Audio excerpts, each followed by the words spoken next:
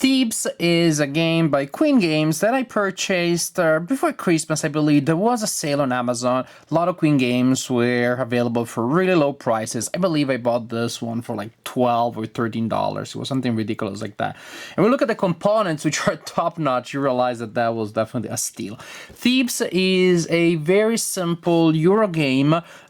Can be played as a gateway game, for people that only have played the bad games such as Monopoly and you want to introduce them to the better side of the hobby. Well, usually you would use Carcassonne or Ticket to Ride, Pandemic. Thebes is in the category. Very simple, very light, but with more meat than the non-player of hobby games usually expects.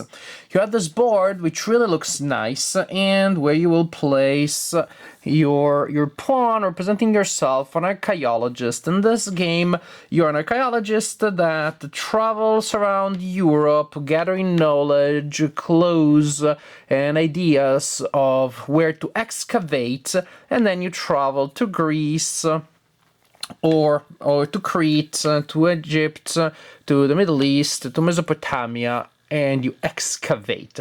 Each of these locations is connected to a bag, and look, they have unique symbols on top of being color-coded. Again, the price I paid for this, way too low. And in each bag there is a bunch of tokens that represent the stuff that can be found there. So with tokens representing artifacts that will give you points, but also mixed in are blank tokens, because when you start excavating, you do not know exactly what you're gonna find, how much stuff you're gonna find.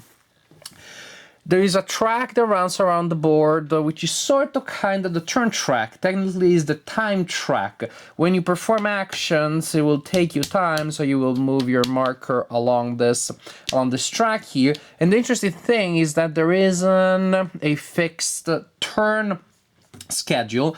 The player to go next is the player that is behind, because this is time, well, this player used 7 weeks, and this player is only 4 weeks into the game, so gets to act, and now red goes again, and then red goes again, and so on and so forth. Really nice idea there. You'll use cards to perform actions, especially when you're gaining knowledge to excavate the sites. There are two types of cards here. One is the exhibit cards. They're special cards. You will shuffle them in the deck in such a way that they will come out later in the game. Let's suppose that we have a couple of those out there because I want to show you how they work. And then you have the main cards, which will give you several benefits. These books with a color on them are knowledge points. Knowledge points, amounts of knowledge about specific excavation sites. So, for example, this is 1 point of knowledge that can be applied to this site, 2 points of knowledge that can be applied to this site. These are generic, they can be applied to any site, and then you have a couple of other cards that will give you extra benefits, like, for example, extra tokens that you can draw from the bag if you have 2 or 3 shovel cards. A conference, if you have multiple cards, actually even if you have 1 card, it's worth 1 point, but then the more you have at the end of the game, the more points you will score. There will be 4 of these cards available on the board. As you can see, cards are also connected to the locations where they can be acquired. Vienna, Rome, Moscow, Berlin, London, etc., etc., etc. How does it work? At the beginning, you determine who starts the game, and then after the game is started, later in the game, the player that is behind will get to act. There are several things that you can do. You can spend time to refresh this area here, but that you do only if you're pretty much like desperate. Otherwise, you will try to acquire cards. To acquire cards, you travel to the location in which the card is available. This one, for example, is available in Moscow. Suppose I really want that one. Actually, no, one with this one, which is better.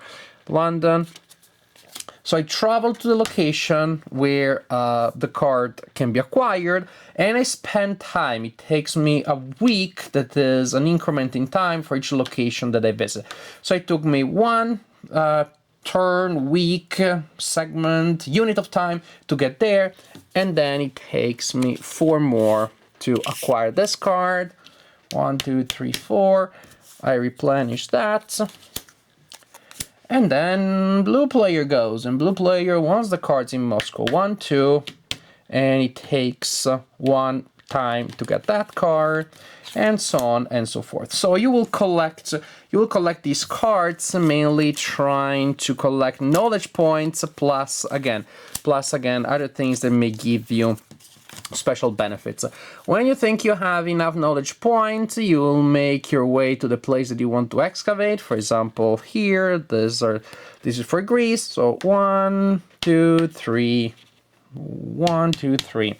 And now I decide to excavate. Now I have 4 points of knowledge, and this is another cool element here. This cool dial here. My daughters love it. It looks so neat. The way it works, you spin the dial until in the window up there you get the number corresponding to the number of knowledge points that you have. I'm excavating there with 4 knowledge points. So I set that to 4. Yeah. Next, I decide how many weeks I want to spend. The more knowledge points you have, the more profitable your excavation will be. So I decide how many weeks I want to spend, and that will tell me the number of tokens that I will be able to draw from the bag. With 4 knowledge points, I want to draw 3 tokens. It will take me 6 weeks. 1, 2, 3, 4, 5, 6, and that is the time that I commit to that action. Finally, I take the corresponding bag, corresponding to the place where I am, and I draw the number of tokens so that I can draw based on the number of weeks that I spent at the level of knowledge. It's not incredibly complicated, but I play with my daughters. 1 is 4, 1 is 6. They could totally perfectly understand.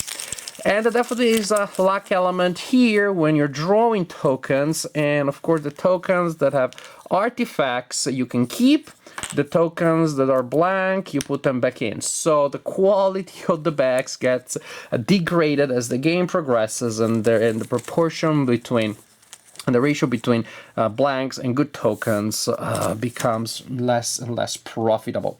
Something else that you can do when these cards, the exhibition cards, are available is to travel to the location indicated on the card, say London. Again, you spend time as usual to do so. Then you spend time to put together the exhibits, and the other requirement is that you need to have the corresponding number of tokens. After all, you're showing off what you found. So here I need at least 1 orange artifact, no matter what, and at least 2 yellow artifacts. If I had those, go to London and spend 3 weeks. Then I acquire this card, which is worth 4 points. So that's what it does. That's what the exhibit cards do. When you're collecting things here, it's good to collect them per se, but sometimes you get, things that have a low individual value. But still, if you then can form a set and make a nice exhibit, then you can still score extra points there. The game continues for a number of weeks, or say years. When you get here, then you get to the next year. Then the number of turns, that is years or weeks, depends on the number of players. Oh, one other thing that I didn't mention is that to excavate a place, you can excavate a place only once per year, usually, unless you have a special card from the deck that lets you break that rule.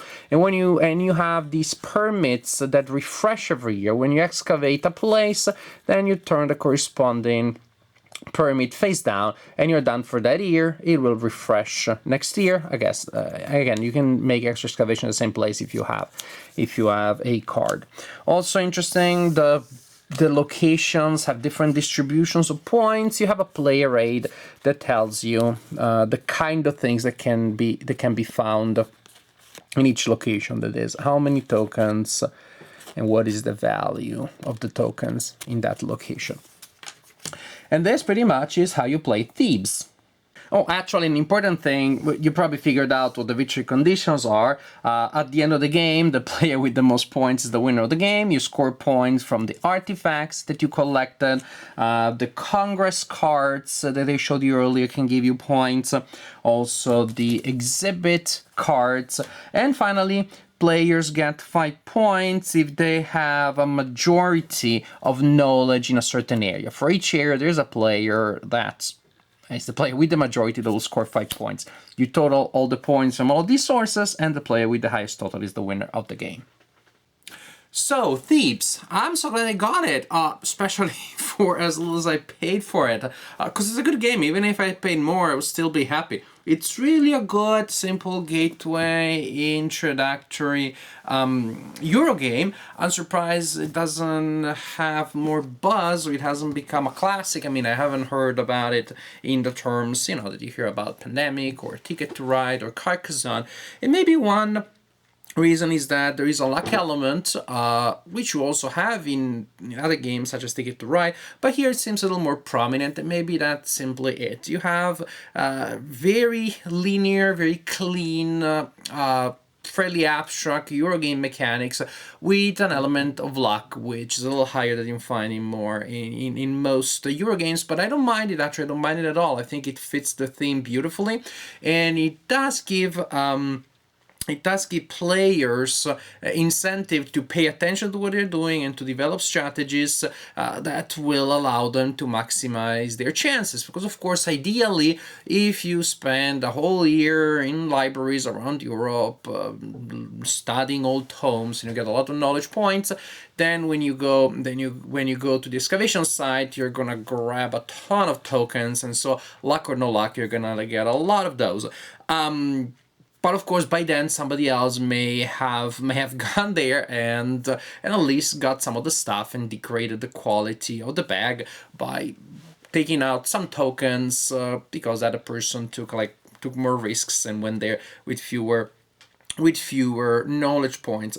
So I personally do not mind locking games when you can decide how much of it you want. We can decide how much you want to face. Then accepting a certain degree of luck rather than another becomes a decision, becomes part of the strategy, becomes a gameplay option, and in that case it doesn't bother me at all. If I go there and I have 1 knowledge point, 2 knowledge points, and I get 1 token, it's a blank, and I say, well, this game is all about luck, that's stupid. But another player efficiently was able to put together a good set, get there, and grab all the tokens, and does it before somebody else does, well, then luck, as you can see, is not the only motor of the action here, is not really what determines the action. And if there is a time where, yes, I only draw blanks after I did a lot of work, I'm probably gonna have a good laugh because it's gonna be so crazy, and that's it. I'm not gonna flip the table, because again, overall there is a luck element that, however, I feel it is integrated with the strategy. It is well connected with the options that you have, and you can mitigate it or take it as is. So I like it. I like that element. The components are so clean, so nice. There isn't anything to read, so you can play it with children. All the icons are clear. There aren't too many symbols, so it's also not one of those games which is intimidating because you need 10 players to remember all those 50 symbols, so 50 icons. I play with my daughters, 4 and 6. The 4-year-old didn't enjoy it so much because she didn't like the fact that she had to flip the permissions face down. She got upset, so she stopped excavating because she wanted to save the permissions. The mind of a 4-year-old is an inscrutable abyss. The 6-year-old got the game, that is, she was playing it, the way it's supposed to, excavating, using the permits, then waiting for the next year to boom, immediately hit the site again and play another card that gives an extra excavation. She was really good. I mean, young children, age 6 or so, can definitely get the game and play it effectively. And there is something that I have to say that I like about this game. I like the implementation of the theme. It's about archaeology, it's about improving knowledge. At the end, you don't steal those artifacts and keep them in your vault, but you put on an exhibit, you have a conference, you share the knowledge. I like that idea. And I really like the idea, which my 6-year-old really understood, that studying and working hard to collect knowledge pays off.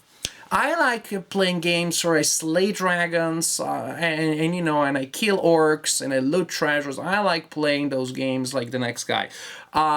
And I like also the idea that we have in our culture, believe in yourself, pursue your dream. It's good, it gives you self-confidence, but it has also sort of mystical quality to it. After all, if you fail, maybe you just didn't believe in yourself enough. Maybe it's just you were not strong enough. And somehow, I like the idea of self-confidence, but it also somewhat disempowers you because it doesn't really tell about the tools to achieve your goals. Believe in yourself, believe in your dreams, boom, they will happen. Not really, not necessarily. I like the idea that we don't have so often these days that reading a book is a good thing. Reading a book is a good thing for you. It is a way to pursue your dreams. It is a way to achieve goals. It's a very practical thing. Being a bookworm gets you to get stuff done and to achieve results. And my daughter was really interested in this. She really saw, I mean, she's in first grade, so she's getting a sense, whoa, I know how to read now. I didn't know 6 months ago. And my sister doesn't know. That's power. And she really liked the idea. Oh yeah, I see. She could see the logic that you spend time studying in one place and then you go to another place and you apply that knowledge. To me, the theme is integrated in a way that I find ethically productive. If you have kids and want to show them this idea that, you know, studying is not its own thing, it's connected to reality, it's part of reality, it helps you get stuff done. I like this game. The game does that. The game delivers, conveys that message, I think, in a beautiful way. I didn't have to explain that to my daughter. As she was talking about the game, I realized that she had got that idea. So I'm very happy. I may use this game in the future when I'm introducing new potential hobby players instead of Ticket to Ride or Carcassonne. If nothing else, because I play those games so many times that I like the variety. I like for myself to have something else I can put on the shelf. Oh, you like Monopoly and not play anything else? Let me show you something that may change your mind. So I have another option that is more refreshing for me. I like the way it flows. I like the feeling that you have, oh, I'm collecting stuff, I'm getting stuff. And then you're collecting stuff, gathering stuff, forming sets. It's nice. It has a nice feel to it. The game is still interactive. Because again, if I go to a certain place before you do and I degrade the bag, that's particularly good for me and bad for you. So there's still indirect interaction because there's a competition for limited resources, but it doesn't feel too cutthroat. It doesn't feel like people are going to be resentful, etc., etc., etc. Most likely people are going to try to diversify. If I see you're going for one thing, then I'll try to go for another thing. Yes, if I had that bond of knowledge and I'm already sitting there and you got a lot of knowledge, I may as well go and try to grab something before you completely empty the bag. But it's not gonna be something that will create tension. So I really like the flow and the psychology that flows around the table. It's a nice game that creates a nice atmosphere. It has interesting choices and a degree of strategy that I find interesting, I find satisfying, while of course the strategy remains very light and very simple. Thebes, it's a good game. I hope you can still find copies out there for as cheap as I paid for it, but even if you pay a little bit more, it's a good game. It's well produced, nice solid gameplay, and again, if you're interested in sort of like the message that it conveys, I presently believe that it's a good message, the one that you find in Thebes.